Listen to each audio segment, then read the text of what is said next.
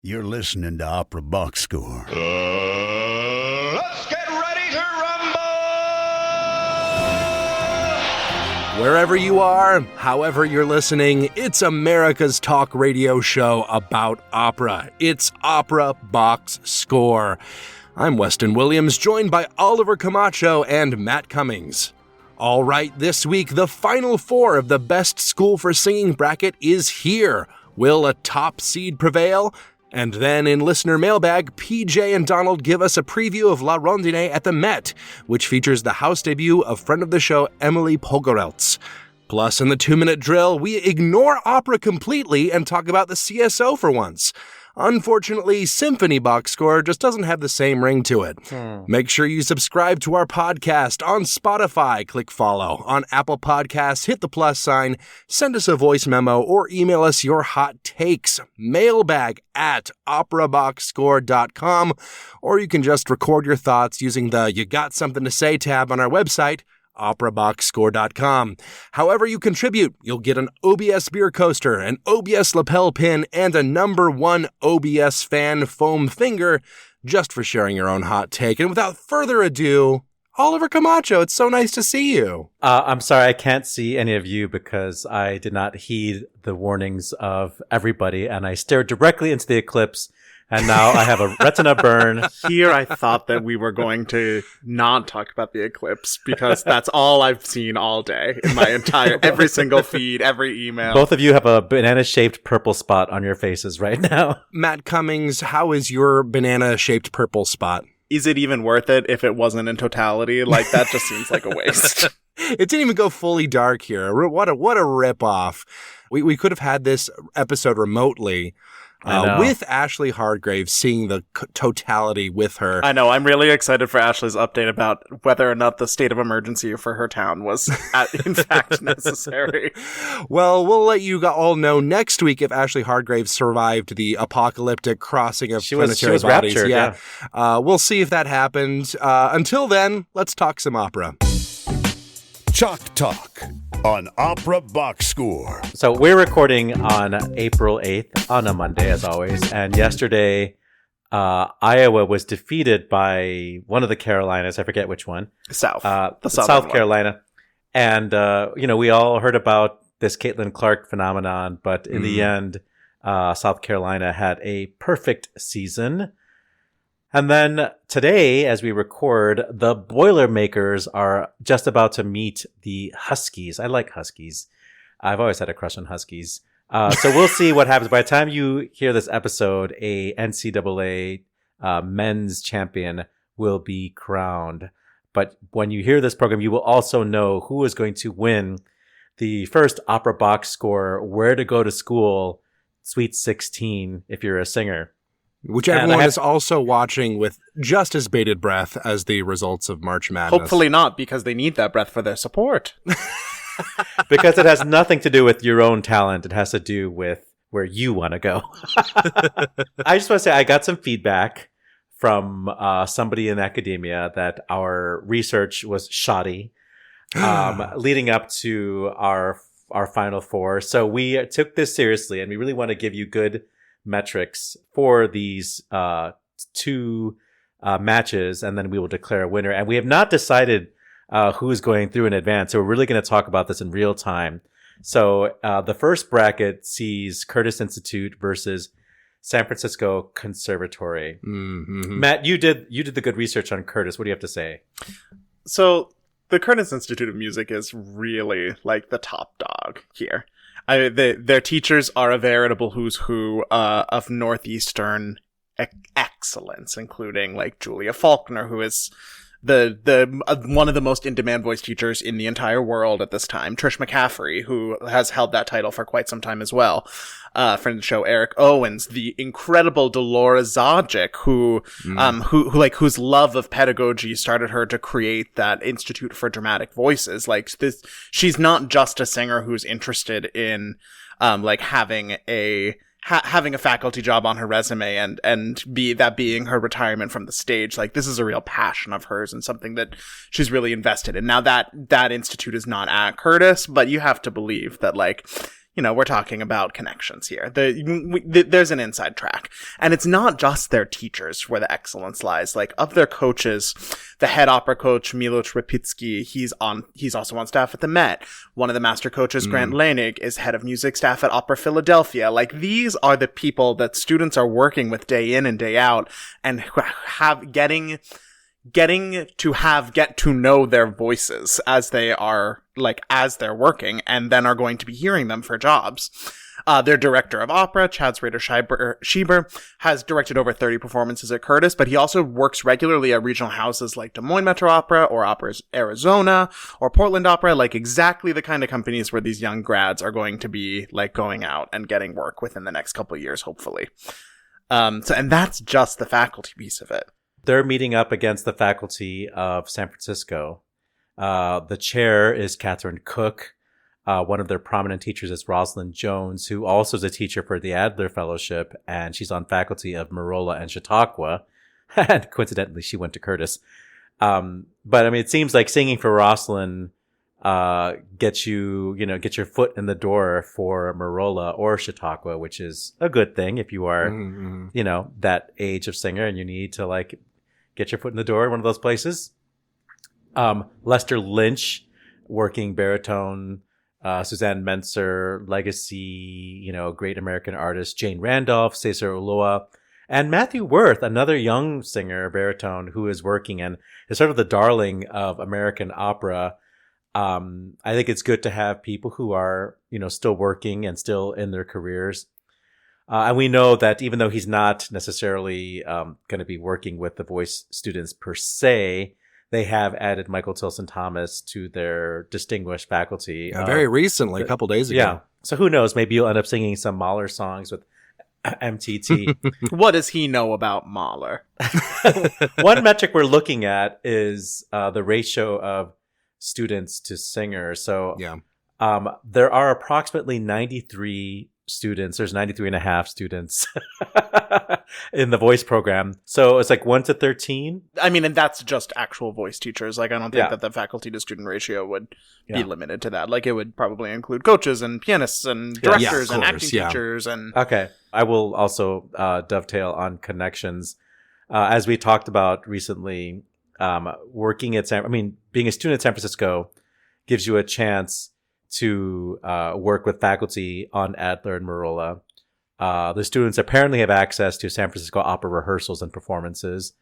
We know that the school has an alliance with the record label Pentatone, as well as an unusual, maybe unethical, alliances with Opus 3 artists and Ascanis Halt management companies. At Curtis, it looks like they typically do about 3 stage opera performances a year. There might be a concert version of an opera thrown in at some point.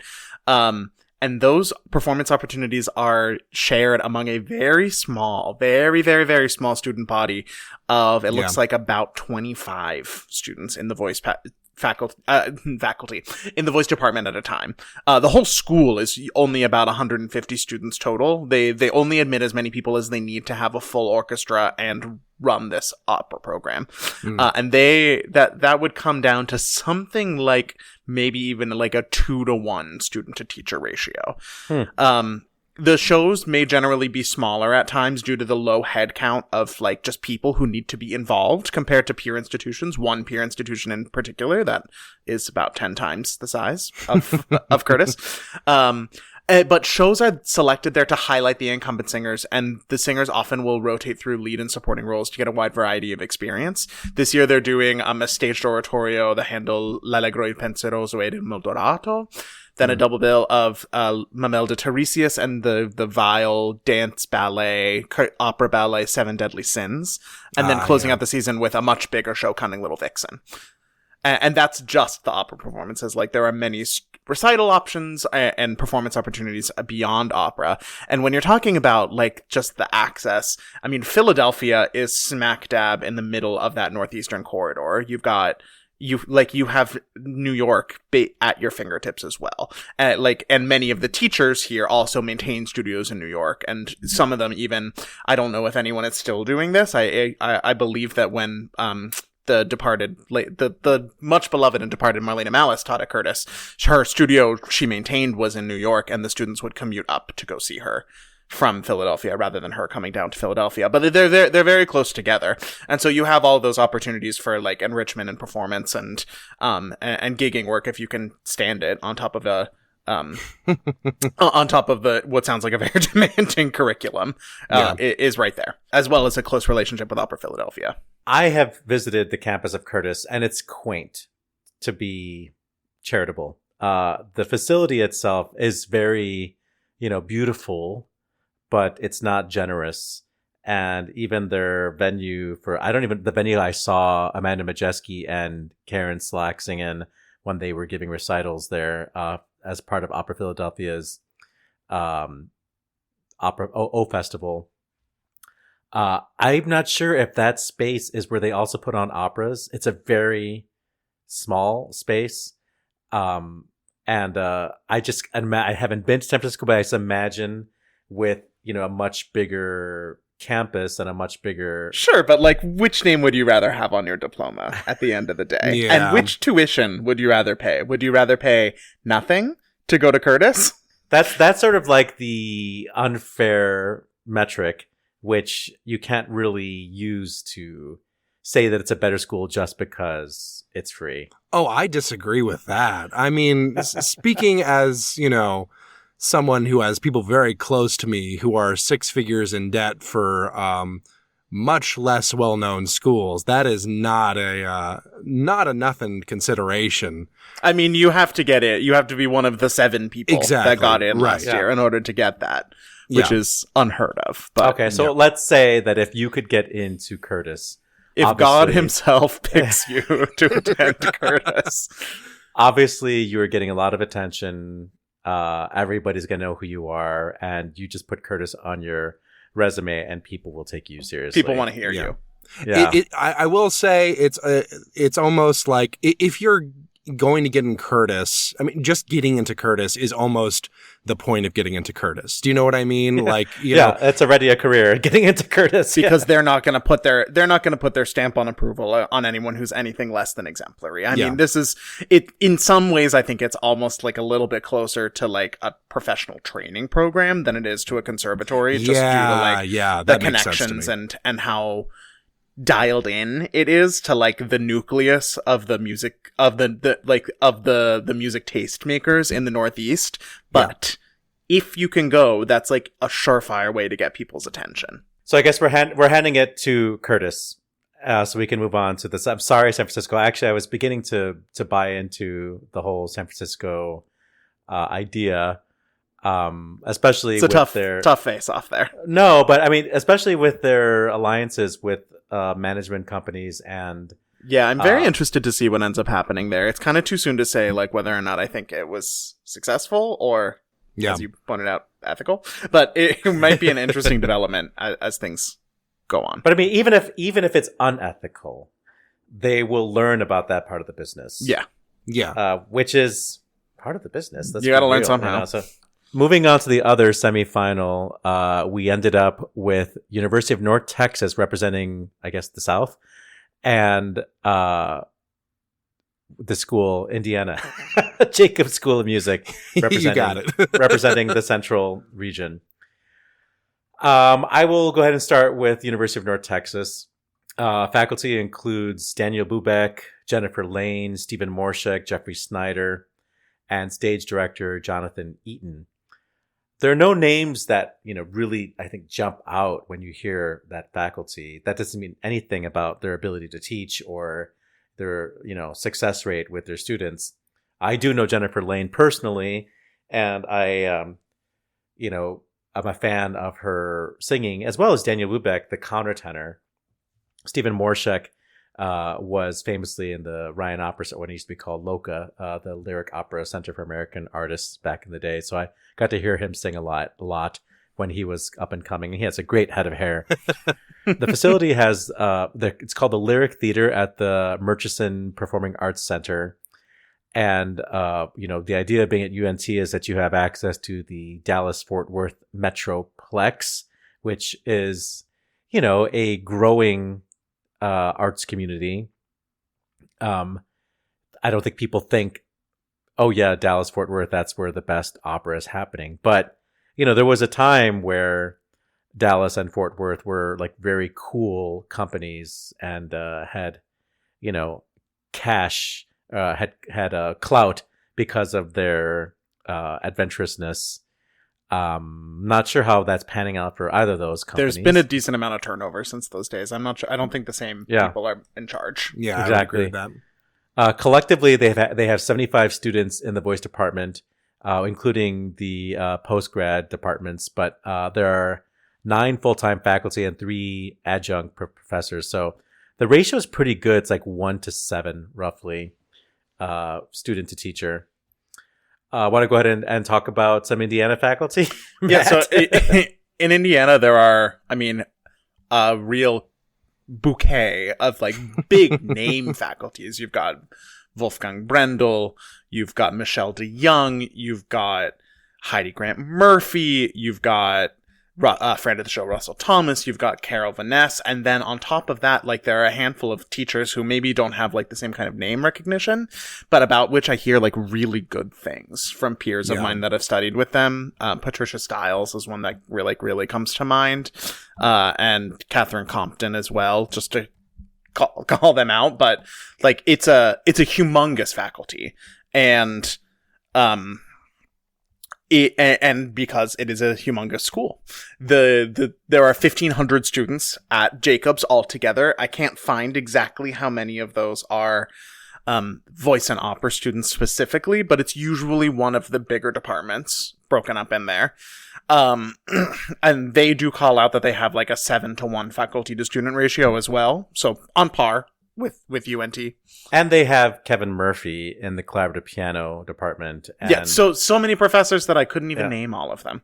Yeah, but I would say that like getting to sing for Kevin Murphy seems to be a way into the Ravinia Steens Music Institute, which is in the Chicago area, like the place where people go to like, work with really big names for the summer and specialize in art song. That's Kevin Murphy is running that program now, and he's bringing a lot of people over from Indiana to participate in that program. Fair or not, that's happening. Well, I think it's really interesting that we have another situation where it's the networking advantage, right? Kind of like Curtis, the big names, the connections are, and I wouldn't necessarily say that it's exactly the same just because there are so many people at Indiana. You could certainly wind up, because of the size of the faculty, wind up with someone who does not have the same level of connections as your average Curtis, professor. But that being said, you're rubbing shoulders with a lot of people who do have an impact in the industry. Right. The opportunity is there if you can grab onto it and, kind of... you kind of have to roll the dice again to see if you're gonna be a star there in a way that you don't at a smaller program. Yeah, UNT touts 3 main stage productions, which would be double cast with the UNT orchestras in the Lyric Theater. Recent shows have been Rape of Lucretia, The Bartered Bride, Blitzstein's Regina, Cunning Little Vixen, Virgil Thompson's Mother of Us All. So they're not just doing the super canonical works. They also say that there's an opportunity to do one of the special projects, 1 to 2 per year, collaborating with the early music department. They've done Popea, they've done Alcina, they've done Cavalli's Legisto. There's also a chance to do opera and concert or maybe chamber opera. And they recently did a world premiere in collaboration with the Theory department. Ooh. Yes. Bring out the nerds. Yeah. What about opportunities in Indiana? So Indiana has one of the largest physical spaces for theater in the entire Midwest. I believe that in dimension, its stage is comparable to the Met, which is why they've been getting some attention recently with co-workshopping some things like that Michael Chabon opera, The Cavalier in Clay. Yes. They do 5 operas a year plus a musical. And they also do huge operas. I remember a couple years ago they were doing Falstaff. It looks like they have an upcoming performance of Sweeney Todd this year, later this month. It is it's just like a scale that no other music school in the entire country can possibly compete with. Including that being that, like, you're often competing with doctoral students and, like, people who are much older than you for these roles. All right, so what do we think here, guys? Texas or Indiana? This one's a little tighter for me. I think it comes down to the question of, you know, the double rolling of the dice versus, you know, maybe not quite having the same amount of connections or opportunities. Because even with 5 large operas, you know, how many... There are not that many huge opera stages in the U.S., right? How useful is that compared to something smaller scale like Rape of Lucretia that, you know, you will be doing a lot more of post graduation. I'm leaning towards Indiana just because of the connections element, but I'm not sure. I mean, I have to say the faculty is more prestigious, for lack of a better. I know that my friends at UNT are like, how dare you, you know? But I mean, I want to sing with Carol Venice, and maybe she's a terrible teacher, but like, I don't care. I want to hear stories from her. You know she's got them. So where are you going to fall, Matt? I got to vote for Indiana. All right. For our championship, we are pitting Curtis Big Institute versus small against Indiana University. So does the smallness of Curtis actually work as a disadvantage in this case, and that you're not getting real competition for opportunity? Like, isn't that part well, you of did it? Because you already competed with basically everyone who's trying to have a career during the audition process. This is the problem, right? Because when it's this selective, if you have gotten into Curtis, you are almost guaranteed some kind of footprint in the opera industry, provided you stick with it, you know? Yeah. Whereas with Indiana, you are not. You have to fight for it a little bit. And it's so easy to get lost in the masses. Whereas at Curtis, the opportunity, like, there are so few students there at a time that all of the performance opportunities are specifically geared towards what you are going to be good at. You as a student, as a performer, are going to be good at. I'm sure that it's not quite as utopic as they like to portray it. Like, that everyone shares everything and everyone gets equal performance opportunities. Like, there's no way that that's true. There is still, this is a competitive art form at a certain point, but competing with 25 singers versus competing with probably 10 times that at least at Jacobs. I feel like Indiana, just because of the scale and the competition element, might be a more realistic sort of taste of what the industry is like. You know, too many singers competing for too few roles and having to slide into roles and types of singing that you might not be altogether comfortable with, you know.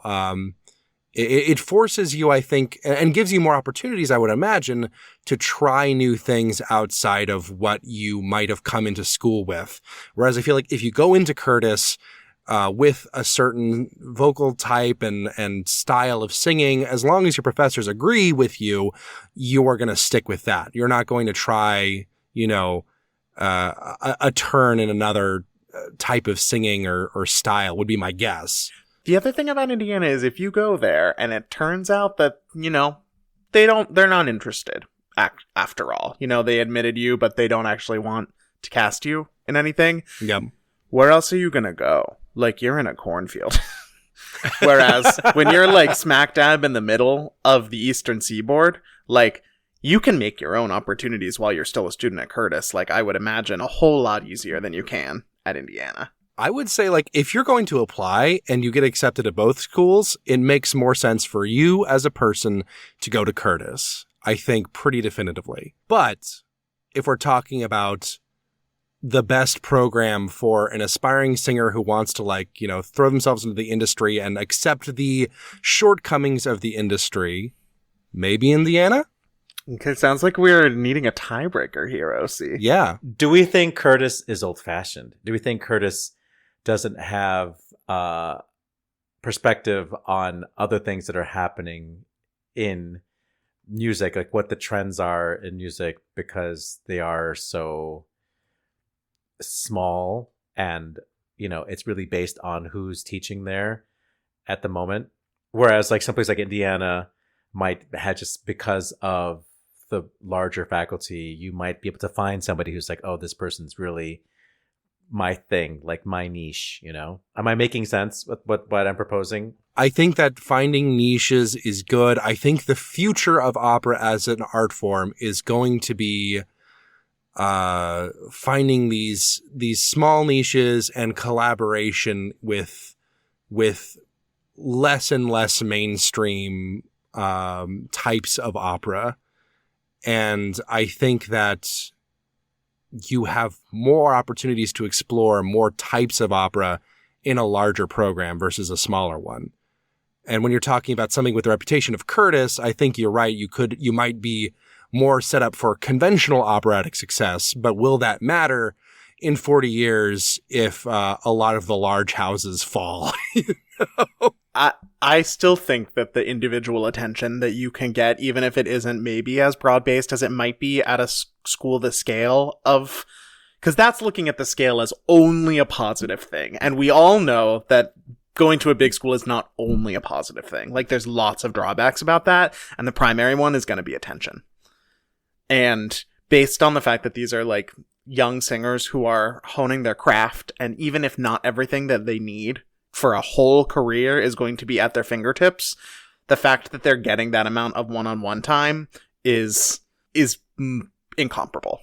Okay, and you are in Philadelphia, and the food, I imagine, is better. The cheesesteaks put it over the edge. Let's give it to Curtis. Free throw. Hello, Opera Box Score. It's PJ. We are feeling very fortunate here at the Metropolitan Opera. I'm here with Donald. It is not an evening. It is a daytime. It is the last of the dress rehearsals for La Rondine by Giacomo Puccini. And we're just having a great time. It's a Friday morning. The show really begins next week. And Donald has been sharing all kinds of insights with me, and I want to share some with you. I have never seen this opera before. It's between, right now, the second and the third and final act. Donald, tell us about what we're seeing, man. Well, La Rondine it was an odd man out in Puccini's canon. It was written for Vienna originally, but it never premiered there. It was Puccini's attempt at an operetta type, sort of. Puccini cum Lehar. So the premiere was in Monte Carlo. With a great Italian soprano, Gilda Dalla Rizza. It finally got to the Met in 1926 with Lucrezia Borri and Beniamino Gigli. And then there were sporadic performances up until Borri retired in 1936. She did, I think she did most of the Magdas. Didn't come back to the Met until 2009 with Angela Gheorghiu, who was absolutely gorgeous in this. She had everything. And the first season they revived it. She was with her husband of the time, Roberto Alagna. A few seasons later, it came back with Giuseppe Figlianotti, who was an Italian tenor, who was one of my favorites. And there's been nothing since then, 2013. So this is the first performance in 11 years. Amazing. And it's a beautiful work. It's not Puccini's strongest work, but it's got some gorgeous music. The first two acts are wonderful. The third act peters out a little. It doesn't quite... he doesn't quite resolve it well. What was the name of the first aria that Magda sings? Il bel sogno di Doretta, the dream of Doretta. I bring that up because my mother has sung that for my entire life. Piano, Christmas, my dad at the piano, my mother at that aria. So I know it. I've never seen this opera, but I knew the aria. Although the sopranos do it, but it's actually is a bit of a duet. It's one of Puccini's prettiest arias. Tell us a little bit about the cast that we have here. It's a good cast. We have Angel Blue, soprano. She's Magda. Emily Pogorelc. She's the Lisette. Very important debut because he's been touted very much. Jonathan Tettleman. This is his debut at the Met. Wow. It'll be Tuesday night. Sounds so good. And it's a beautiful voice, which we all knew from his recordings. You're dropping the lead. Our heroine, Amanda. Amanda Battista, who was one of our prize winners in the Giulio Gari Foundation last year, 2023. She's in the Met Lindemann program, and she's got a pretty meaty role. Not kidding. She's doing a lot of singing in this thing. Yeah. She's right at the top. She's Bianca. Magda would be a perfect role for her, and I have a funny feeling she might be the cover for this. We got to ask her. Oh, we got to ask her. All right, one more piece of business, Donald, and that is the Giulio Gari Foundation. We are both involved, and that's how we met, in fact. The deadline for the competition this spring is coming up. Tell us what's going on. Okay, we have our competition May 6th, 7th, and 8th, with the finals on May 10th. So you are the gatekeeper. You're already listening. We have another 3 weeks, it seems, 2 to 3 weeks. April 15th is the cutoff. It's in New York, May 6th through 10. It's a great event. It's a great way to be seen by a lot of important people and maybe qualify for a grant or win one of the prizes, a lot of money at stake. And then in the fall is the big gala and concert. That's the Giulio Gari Foundation. Just for the record, giuliogari.org. In addition to Yap Tracker is where you can find it. This is PJ and Donald. In between acts at the Metropolitan Opera. We will see you again.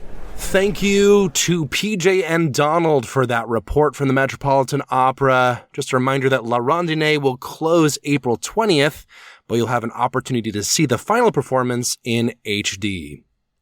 Send us a voice memo or email us your hot takes at mailbag@operaboxscore.com, or just record your thoughts using the You Got Something to Say tab on our website, operaboxscore.com.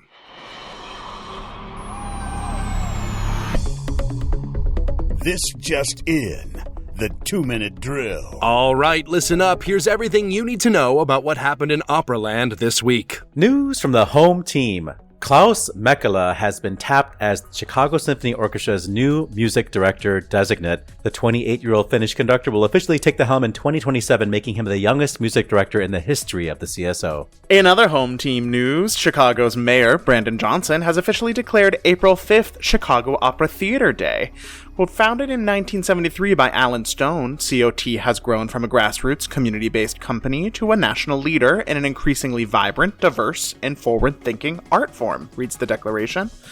The 50th anniversary gala provides a momentous opportunity to reflect on remarkable achievements of the past and celebrate the vibrant present. Miami Lyric Opera is shutting down after 22 years of operation. Quote, venue, labor, musician, and artist costs and others have all increased, said MLO founder and general director Raffaele Cordone, who added that the closure would mark his retirement as well. I am almost 90 and in excellent health. I will continue to provide my experience to new talents while enjoying my grandchildren and listening to good music. English composer George Benjamin has been awarded the Frontiers of Knowledge Award in the music and opera category. The Opera House is where I have had my most precious experiences, said the composer.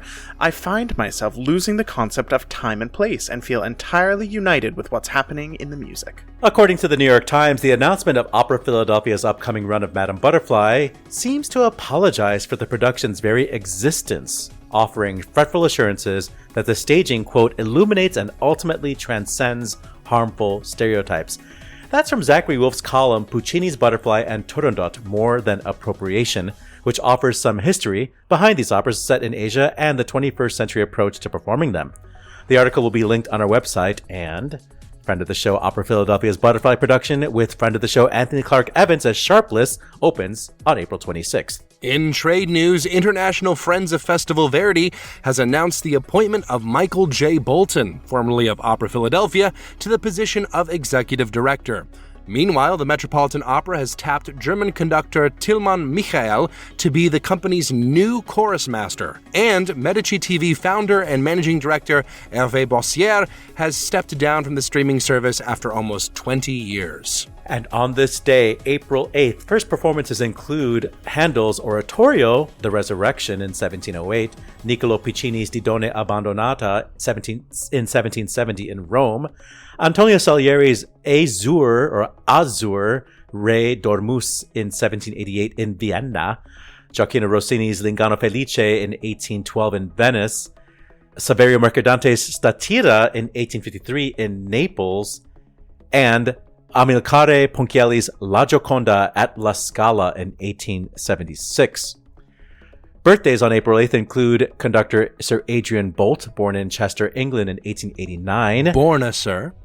Tenor Raoul Jobin, a Canadian tenor born in Quebec in 1906. Italian tenor Franco Corelli, born in Ancona in 1921. Bass baritone Walter Berry, born in Vienna in 1929. And American baritone John Reardon, born this day in New York City in 1930. Happy birthday to English mezzo-soprano and friend of a mother of a friend of the show, Diana Montague. She was born in 1953. Mother-in-law of the show. 1957. Happy birthday to you, English baritone Anthony Michaels Moore. And on this day, April 8th, it was the birthday of English soprano Janice Watson. Happy birthday, Miss Watson, born this day in 1964 in London. And that is your 2-minute drill.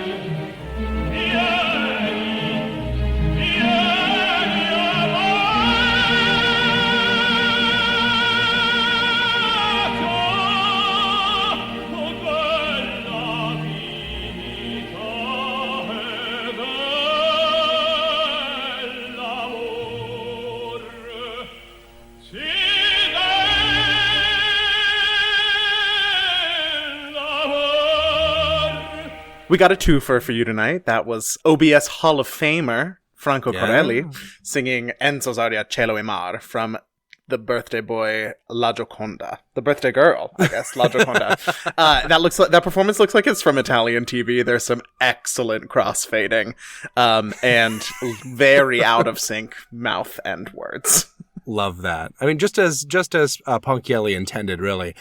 Let's talk a little bit about something a little uncharacteristic for us. Let's leave the world of opera behind us for just a moment, because we had the big news last week that Klaus Mekela was going to be the new music director, taking over from Riccardo Muti, going from just a real age drop between those two music directors. And my question to you both is, what does Mekela's appointment mean, if anything, for the Chicago opera scene? It's reinvigorating people's interest in the orchestra. I went to the first of 3 performances that were originally scheduled to have Yuja Wang playing the Bartok Piano Concerto, but ended up being Sol Gabetta playing Shostakovich's first cello concerto with Shostakovich's 10th Symphony. And I mean, the house was full on a Thursday night, which was great, but people were so excited. Yeah. And I think people didn't even know what was going on per se, but they just felt that something was going on. And when Klaus Mekela came out at the beginning of the show, people started applauding and wanted him to like take a bow, like a real bow, not just like, thank you for welcoming me to the stage bow, you know? Yeah. And absolutely. he shut it down. He's like, no. Let's get on with this concert. I'm here to work. Yes, exactly. I'm here for the art. And one of the things that musicians have been saying about Klaus Mekela is that he really wants the players to feel free. He wants them to show off their technical ability, and he wants them to feel like he's not, making so many decisions. That it's really their. This is your moment of the symphony. Good, drive it, And you could see it in the way he conducts, that he stops even, really beating, like when there's a clear soloistic moment or a sectional, moment, he just lets them run with it. And that's a recipe for things falling apart.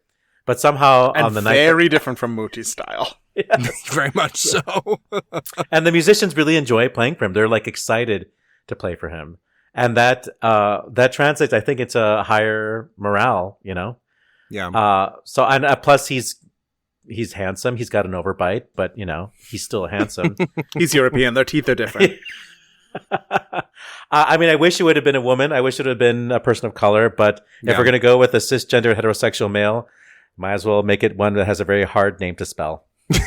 Well, I was thinking that it was surprisingly young. I was dreading another, because there were rumors a while back that like Christian Thielemann was like going I remember those, yeah. Which is like, wow, let's go from old school to even older school there. I think that it's exciting. I'm glad they're going with someone who's really young, younger than me, if you can believe it.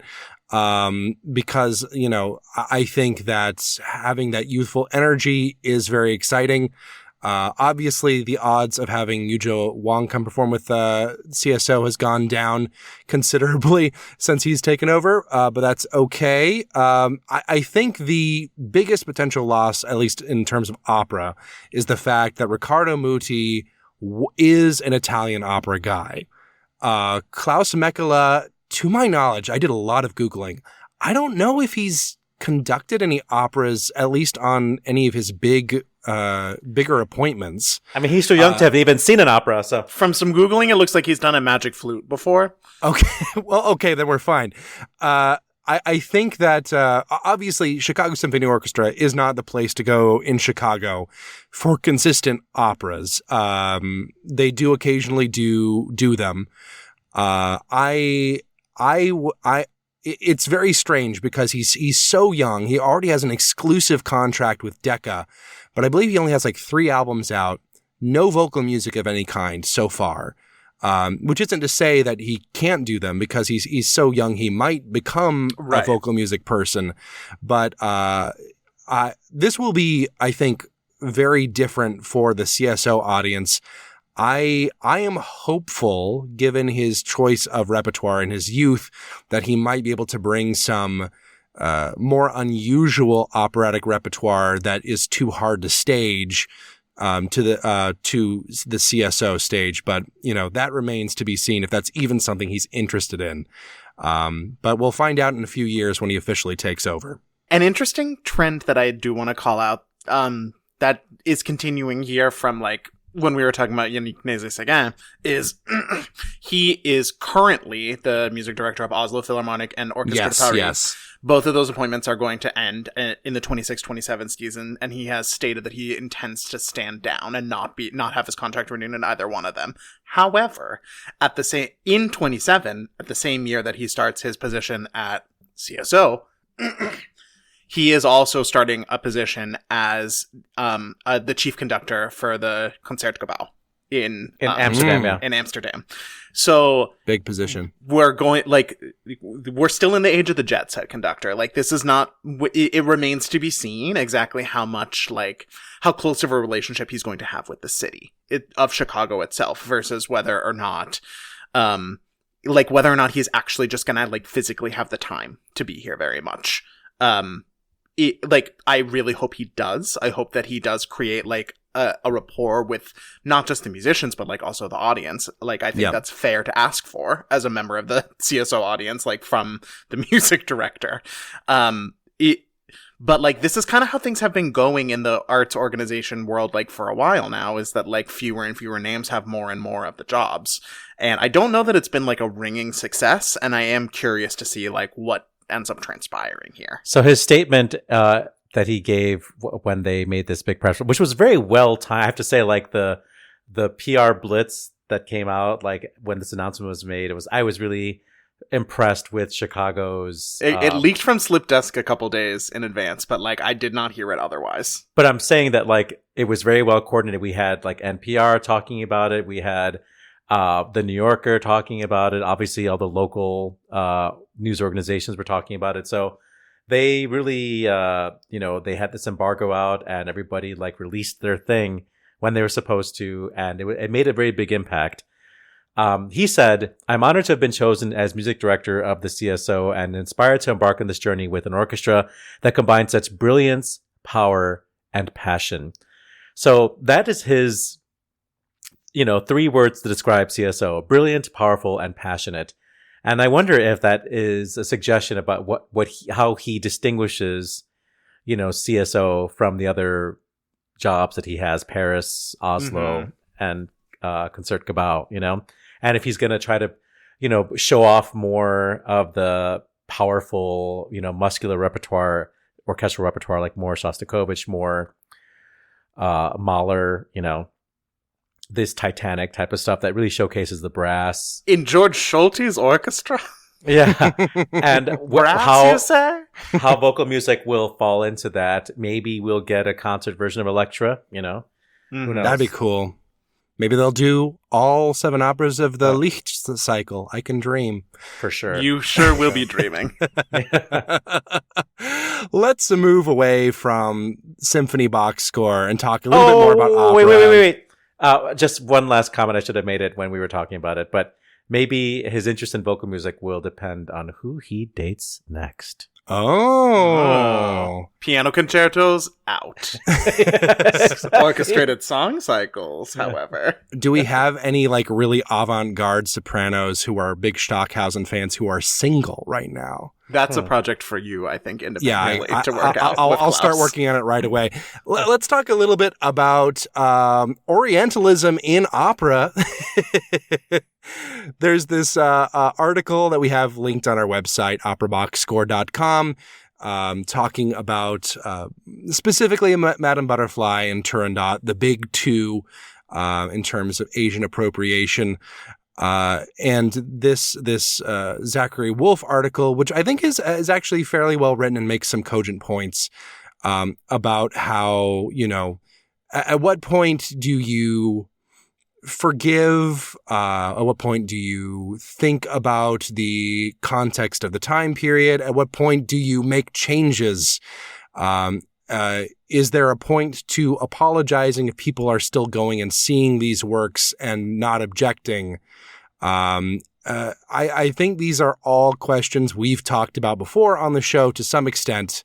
I think that my position is and always has been that we should be striving to have an educated enough audience to be able to assimilate these works and receive critiques of these works as part of the performance, as part of sort of the meta performance of programs and presentations and stuff like that. But until we have that educated audience in place, I think this is kind of an interesting article to sort of begin that discussion about what do we do with these kinds of appropriative Orientalist works. And I do find it interesting, to be sure, this article is a far cry from the one in the New York Post that we talked about a couple weeks ago. That was the headline was woke libs apologize for the existence of Turandot. But it is interesting that the conversation around these pieces has at some point kind of taken on a life of its own and become its own meta conversation about at what and there does seem to be this undercurrent of so when can we stop talking about it? And I'm not sure that answer is anything other than never. In today's society, totally agree. The thing is that we are Americans and we are, considered in the world, at least compared to Europe, as being woke about these things. And, Arena de Verona is going to keep on being Arena de Verona. But we're thinking about these things. And I like that it's a concern and more people are realizing, we should be embarrassed about, some of these traditions. And stop the things that are yellow face or whatever, Yeah. That is a step. I don't want to lose these pieces. And I do want us to try to use these pieces as a way to understand as much as we can about these cultures. The things that were understood about them in the turn of the century are different than what we understand about them now. But I don't think that Puccini was necessarily trying to be racist, trying to belittle these things. It was a fascination. If anything, it seems like it was a wanting to pay some sort of respect to the culture, but it was admittedly a culture that he did not really understand very well. Yeah. So that is not an unambiguously good or bad thing, and you can't put that framing on this kind of discussion because it just doesn't go anywhere. Yeah.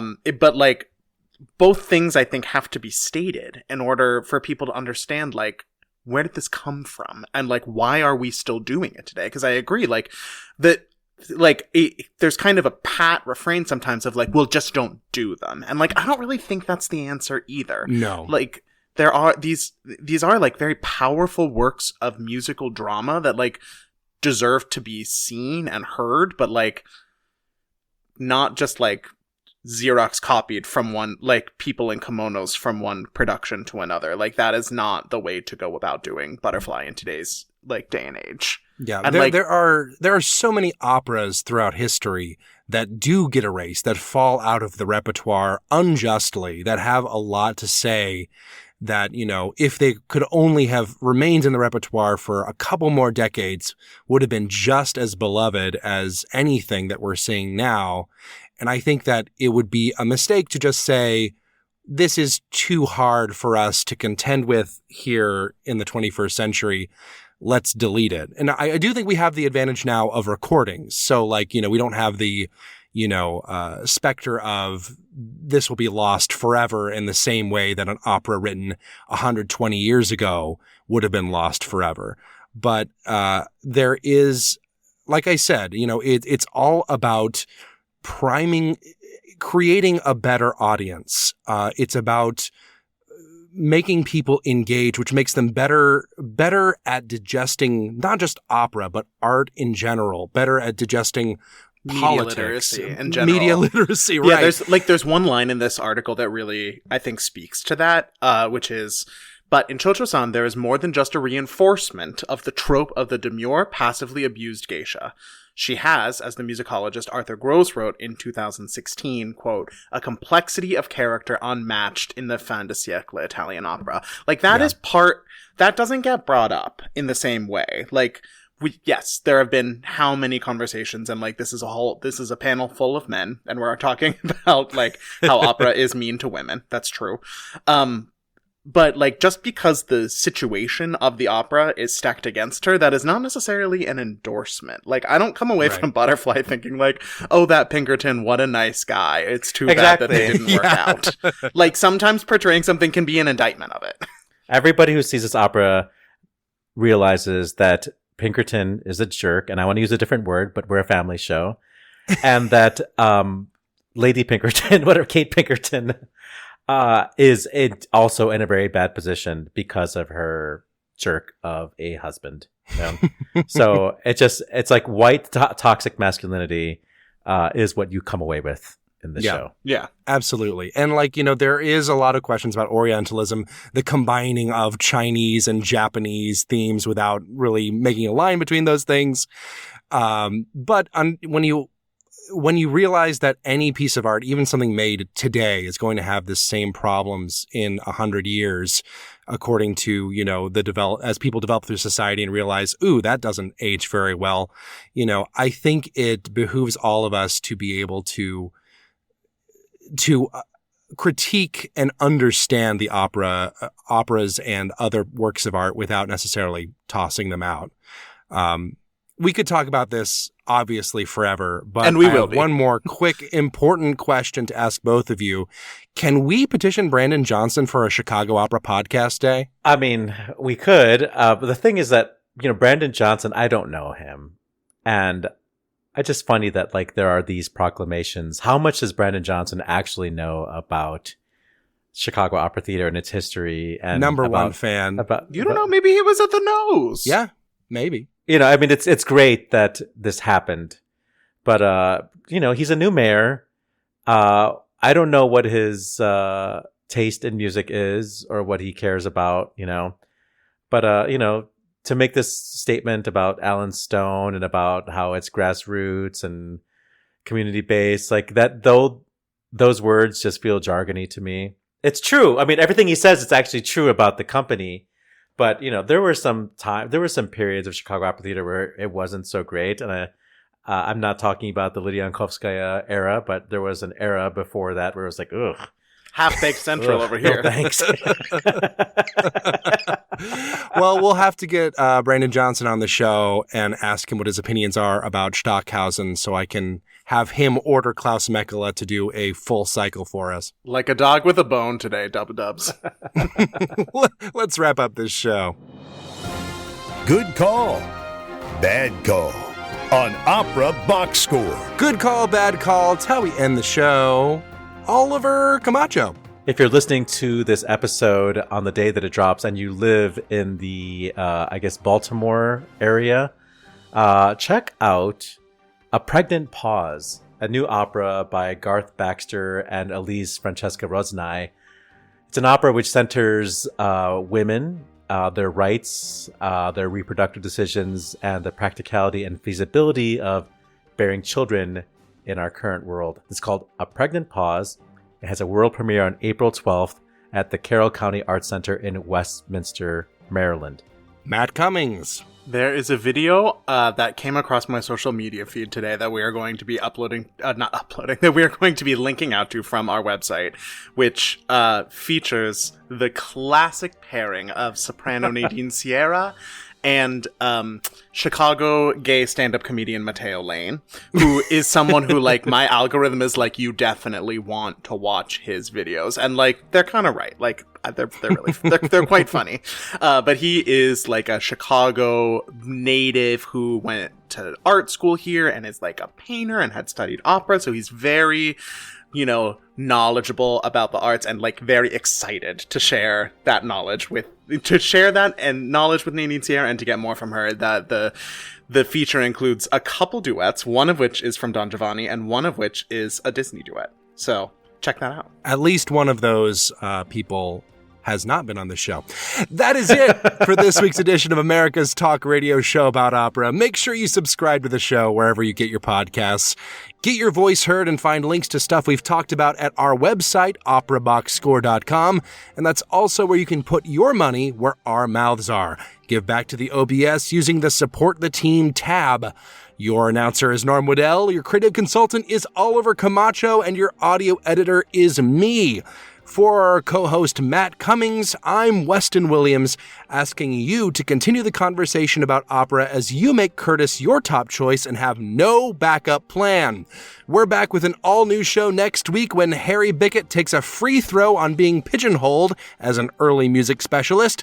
Plus, you get more opera headlines, more hot takes, and more Finnish overbites. Join us. Definitely sounds like a sex position. Leave it in. Leave it in.